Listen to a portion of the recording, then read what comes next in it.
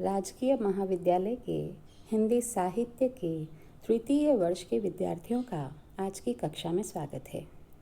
आज हम बात करेंगे अज्ञेय द्वारा रचित कविता यह दीप अकेला की।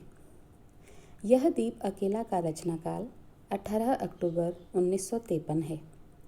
यह कविता अज्ञेय के काव्य संग्रह बावरा अहेरी में संग्रहित है।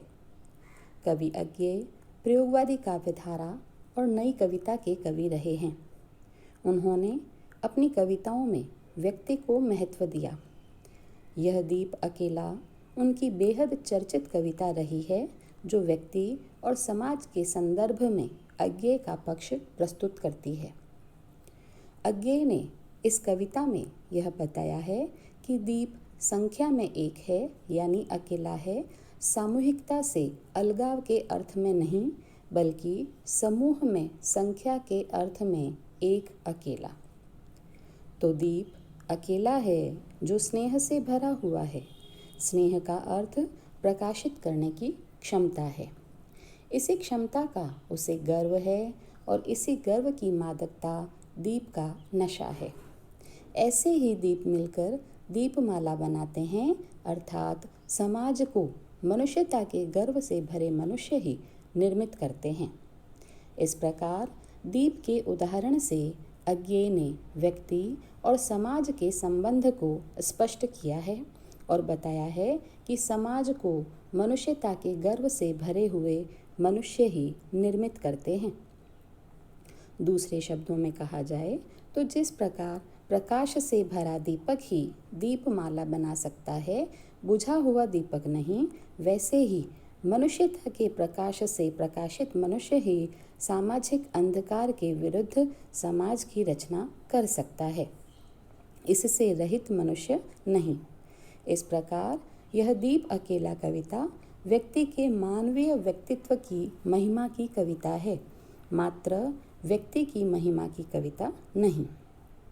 अज्ञेय ने इस कविता के माध्यम से यह बताया है कि जब तक व्यक्ति और समाज को परस्पर दो इकाइयां मानकर चलते रहेंगे, तब तक न तो व्यक्ति और न ही समाज समुचित रूप से विकास की ओर अग्रसर हो सकेगा। कवि कहते हैं, यह दीप अकेला स्नेह भरा है, गर्व भरा मदमाता, पर इसको भी पंक्ति को दे दो। यह जन है गाता गीत जिन्हें फिर और कौन गाएगा, पनडुब्बा ये मोती सच्चे फिर कौन कृति लाएगा। यह समिधा ऐसी आग हठीला बिरला सुलगाएगा। यह अद्वितीय, यह मेरा, यह मैं स्वयं विसर्जित। यह दीप अकेला स्नेह भरा है, गर्व भरा मदमाता, पर इसको भी पंक्ति को दे दो। कवि कहते हैं कि यह दीप जो है भले ही अकेला है, पर स्नेह से पूरित है, अर्थात दीपक के अर्थ में लिया जाए तो इसमें तेल की कोई कमी नहीं है जो कि उसे प्रकाश से पूर्ण बना सके। उसी प्रकार व्यक्ति के अर्थ में लिया जाए तो यह दीप मानवीय भावों से ओतप्रोत है, जिससे कि समाज में एक सुंदर वातावरण की सृष्टि होने की संभावनाएं बढ़ जाती है। कवि कहते हैं, इस अकेले दीपक को पंक्ति में स्थान दे दो, अर्थात व्यक्ति विशेष जो है उसे समाज में समाहित कर लो। फिर कवि उस व्यक्ति विशेष की विशेषताओं को बरताते हैं और कहते हैं कि यह ऐसा जन है जो इस प्रकार के गीत गाता है कि जो क्रांति से परिपूर्ण है, जो संदेश से परिपूर्ण है, जो विशेषताओं से युक्त है। अगर इस व्यक्ति विशेष को समाज के साथ समाहित कर दिया गया तो उसके द्वारा गाए जाने वाले गीतों को अन्य कौन गाएगा।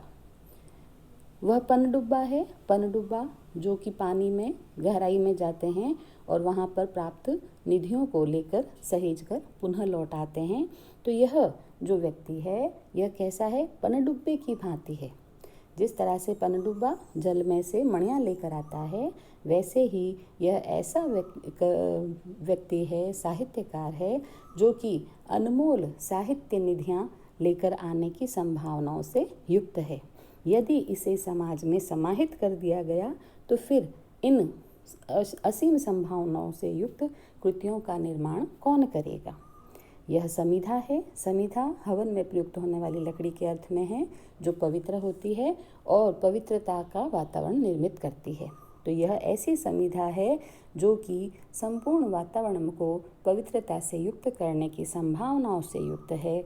यदि इसे समाहित कर दिया गया दूसरों के साथ, तो भला इस पावन ज्योति को कौन जलाएगा। इन सारी विशेषताओं के बावजूद कवि कहते हैं कि भले ही यह अद्वितीय है, इसके जैसा अन्य कोई नहीं, यह मेरा है यानी मम के भाव से युक्त है, अहम के भाव से युक्त है, और फिर भी यहाँ पर यह मैं स्वयं विसर्जित, इसने अपने मैं को, अपने अहम को, अपने अलग व्यक्तित्व को विसर्जित कर दिया है समाज के लिए। अतः इस अकेले दीप को पंक्ति में स्थान दे दो, यानी विशेष गुणों से युक्त इस व्यक्ति को समाज में स्थान दे दो, जिससे कि यह समाज के लिए हितकारी सिद्ध हो सके। अगली पंक्तियों में कवि कहते हैं, यह मधु है स्वयं काल की मौना का युग संचय, यह गोरस जीवन कामधेनु का अमृत पूत पय, यह अंकुर फोड़ धरा को रवि को तकता निर्भय, यह प्रकृत स्वयंभू ब्रह्म अयुतः इसको भी शक्ति को दे दो, यह दीप अकेला स्नेह भरा है गर्व भरा मदमाता पर, इसको भी पंक्ति को दे दो। वो कहते हैं कि यह व्यक्ति जो है वह कैसा है, मधु की तरह से है, शहद की तरह से है। जिस प्रकार शहद को मधुमक्खियाँ अथक मेहनत के बाद संकलित करती है, वैसे ही इस व्यक्ति का व्यक्तित्व स्वयं काल रूपी मौना यानी काल रूपी मधुमक्खियों के कारण से संचित हुआ है। इसको एक लंबी अवधि जो लगी है इस व्यक्तित्व के निर्माण में। फिर वो कहते हैं यह गोरस है, गोरस यानी गाय से प्राप्त होने वाले तत्वों के अर्थ में ले लें तो कहते हैं कि यह जीवन रूपी कामधेनु, जीवन जो है वो कामधेनु गाय के रूप में है, और गाय से जिस तरह से अमृत पूत मिलता है यानी दूध मिलता है, वैसे ही जीवन की कामधेनु से यह जो व्यक्ति विशेष है या इस व्यक्ति विशेष का जो व्यक्तित्व है वो प्राप्त हुआ है, जो कि समाज के लिए विभिन्न प्रकार से हितकारी सिद्ध हो सकता है। यह अंकुर है फोड़ धरा को रवि को तकता निर्भय, यह ऐसा अंकुर है जो स्वयं कोमल होते हुए भी असीम संभावनाओं से युक्त है, और वह धरती को फोड़कर रवि को ताकने की, आकाश में चमकते हुए रवि को ताकने की क्षमता से युक्त है, निर्भय है। ऐसा व्यक्ति समाज में अवश्य ही बदलाव ला सकता है, अतः इसे भी समाज को समर्पित कर दो। यह प्रकृत है यानी प्रकृति के द्वारा निर्मित है, यानी इसमें बनावटीपन नहीं है। स्वयंभू है यानी स्वयं के सार्थक प्रयासों के प्रभाव स्वरूप इस व्यक्तित्व की निर्मिति हुई है। यह ब्रह्म है अर्थात समस्त संभावनाओं से युक्त है, अपने आप में यह संपूर्ण है, अयुत है, और साथ ही साथ यह समाज को शक्ति संपन्न बनाने में सक्षम है। अतः इसकी जो शक्तियाँ हैं, इसकी जो संभावनाएं हैं, वह समाज के कल्याण के लिए समाज के प्रति समाहित कर दो। यह दीप अकेला नेह भरा गर्व भरा मदमाता पर, इसको भी पंक्ति को दे दो। यहाँ पर हम इस भाव को भी ग्रहण कर सकते हैं कि जो दीप है अकेला है, सक्षम है, समर्थ है, वह अंधकार से लड़ने में अपनी पूरी ताकत झोंक देता है। लेकिन यदि इसी दीप को दीपमाला को दे दिया जाए तो वह उस दीपमाला के प्रकाश को और भी बढ़ा देगा। तो इसलिए अगर व्यक्ति विशेष जो है वह संभावनाओं से युक्त है और अगर उसे समाज को समर्पित कर दिया जाए तो समाज के लिए और भी अधिक कल्याणकारी सिद्ध हो सकता है।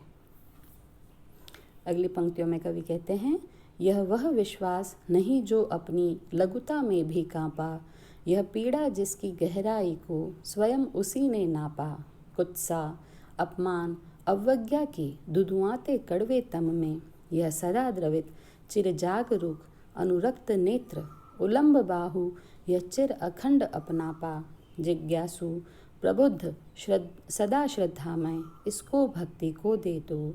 यह दीप अकेला स्नेह भरा है, गर्व भरा मदमाता पर, इसको भी पंक्ति को दे दो।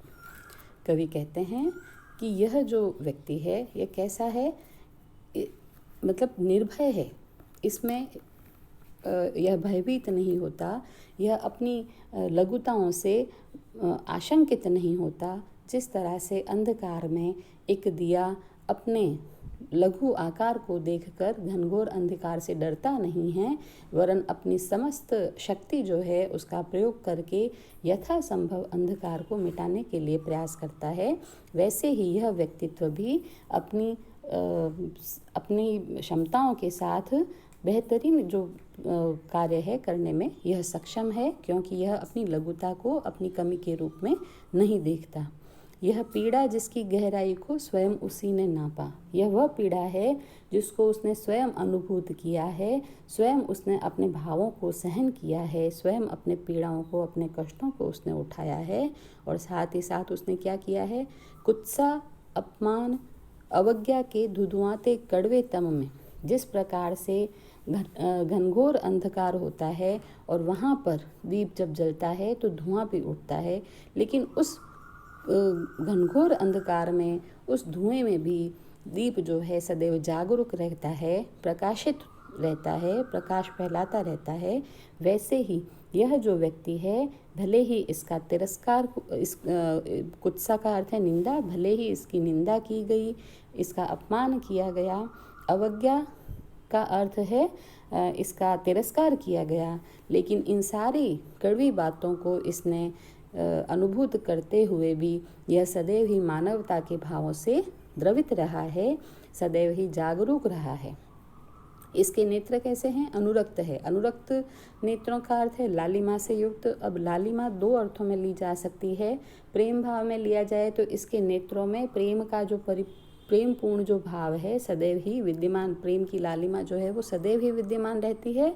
और दूसरे अर्थों में लिया जा सकता है कि जो अनैतिक कर्म होते हैं, जो गलत कार्य होता है, शोषण होता है, अन्याय होता है, उसके विरुद्ध आक्रोश से इसके नेत्र सदैव ही लाल रहते हैं। उलंब बाहु, यह ऐसा व्यक्ति है, उलंब यानी जो सहारा देने को तत्पर भुजाएं, उठी हुई भुजाएं, उसके अर्थ में है कि इसकी भुजाएं सदैव ही दूसरों को सहयोग या सहारा देने के लिए उठी हुई है। यह सदैव ही जागरूक है, मानवता से, प्रेम के भावों से युक्त है। यह शोषण के विरुद्ध सदैव ही तत्पर है उसका विरोध करने के लिए। और साथ ही साथ चिर अखंड अपनापा, अपनेपन की भावना से सदैव ही यह युक्त रहता है। यह दीप किस प्रकार का है, जिज्ञासु है, प्रबुद्ध है, श्रद्धा से परिपूर्ण है। अतः इस व्यक्ति विशेष को समाज के प्रति समर्पित कर दो। दूसरे अर्थों में यह दीप जो है यह पंक्ति में इसको स्थान दे दिया जाए। इस प्रकार से कवि ने इस कविता के माध्यम से यह बताया है कि भले ही व्यक्ति कितनी ही संभावनाओं से युक्त हो, कितनी ही विशेषताओं से युक्त हो, लेकिन जब वह अपना स्व का भाव मिटाकर समाज के प्रति स्वयं का समर्पण कर देता है तो समाज और भी अधिक विकास की ओर अग्रसर होता है। यहाँ पर कवि ने दीपक के माध्यम से मनुष्य की स्वतंत्र सत्ता और उसकी सार्थकता को प्रस्तुत किया है। और जब पंक्ति और समाज को परस्पर जोड़ के देखा जाए तो जिस तरह से दीपक को पंक्ति में जोड़ने पर उस दीपमाला की का आलोक जो है वो बढ़ जाता है, वैसे ही विभिन्न गुणों से युक्त व्यक्ति को जब समाज से जोड़ा जाता है तो वह समाज के प्रति भी हितकारी ही सिद्ध होता है। इस कविता के विशेष के संदर्भ में हम कह सकते हैं कि कविता में खड़ी बोली का प्रयोग किया गया है, प्रगीत शैली का प्रयोग हुआ है और साथ ही साथ दीपक के माध्यम से बिंब और प्रतीक का विधान किया गया है। यहाँ पर रूपक, अनुप्रास, दृष्टांत उदाहरणों का प्रयोग किया गया है और साथ ही साथ मुक्तक छंद शैली जो है वो उसका सौंदर्य यहाँ पर दृष्टव्य है। आज की कक्षा में इतना ही लेंगे। धन्यवाद।